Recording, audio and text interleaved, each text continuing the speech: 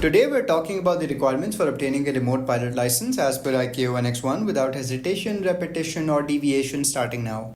To obtain a remote pilot license, the minimum age requirement is 18 years. Applicants must also demonstrate knowledge across a variety of subjects. This includes understanding air law, which covers rules and regulations relevant to the remote pilot license, rules of the air, and appropriate air traffic control practices. For IFR operations, applicants must be familiar with IFR regulations and ATC procedures. In addition to air law, remote pilots must have in-depth general knowledge of RPAS systems. This involves understanding the operation of engines, systems, and instruments, performing serviceability checks, managing maintenance procedures, and mastering the operational limitations of the RPA and its associated remote pilot stations. The knowledge also extends to C2 link systems, which manage communication between the RPA and the ground station, with an emphasis on detecting and avoiding potential system malfunctions. Pilots must be proficient in flight performance, planning, and loading for the RPAS. This includes weight and balance calculations, pre-flight and en route planning, and the use of performance data for takeoff and landing. Specific knowledge is required in meteorology, including the interpretation of weather reports and the identification of hazardous weather conditions such as icing or jet stream effects for high altitude operations.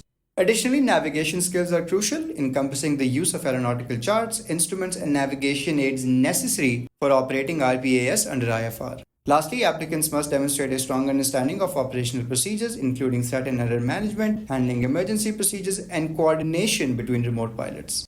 Applicants must demonstrate that they have mastered all the competencies required to act as a remote pilot in command in the relevant category of RPA. These competencies must be aligned with the ICAO competency framework, and candidates must be able to perform all required maneuvers smoothly, accurately, and safely under normal, abnormal, and emergency conditions. If the remote pilot intends to operate a multi-engine RPA, they must demonstrate their ability to fly the aircraft under IFR with degraded propulsion, such as operating with one engine inoperative or simulated inoperative. This is particularly important for multi-crew RPAS operations, where coordination and task management are key components of the skill set. Experience plays a crucial role in obtaining an RPL. Applicants must gain experience operating the RPA and associated RPS during an approved training program. The training is competency-based and focuses on developing the skills necessary to perform under IFR. Candidates are required to complete dual instruction with an authorized RPAS instructor who ensures the applicant has sufficient operational experience in all phases of flight, including emergency situations and upset prevention and recovery training. For remote pilots seeking to operate multi-engine RPAs, additional training is required. This includes receiving dual instrument training in multi-engine RPAs, ensuring that the pilot can handle the aircraft under abnormal conditions such as engine failures while managing the flight under IFR. The RPL grants a range of privileges depending on the type of RPAS and the operational environment.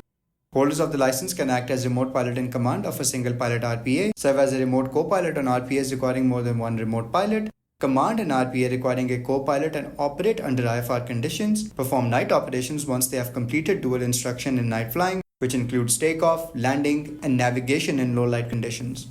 To ensure that remote pilots are physically and mentally fit for the demanding responsibilities of RPAS operations, they must hold a current Class 3 medical assessment or in certain cases, a Class 1 medical assessment. The Class 1 medical may be required depending on the specific work environment and the operational demands of the RPAS system being used. For remote pilots who reach their 60th or 65th birthdays, their privileges may be limited, particularly concerning commercial air transport operations under IFR. In conclusion, the remote pilot license is a comprehensive certification that ensures remote pilots have the knowledge, skills, and experience to safely operate RPAS under various operational conditions, including IFR. Through rigorous training and competency demonstrations, remote pilots are prepared to manage both normal operations and complex emergency situations, ensuring the safe and efficient operation of remotely piloted aircraft in international airspace.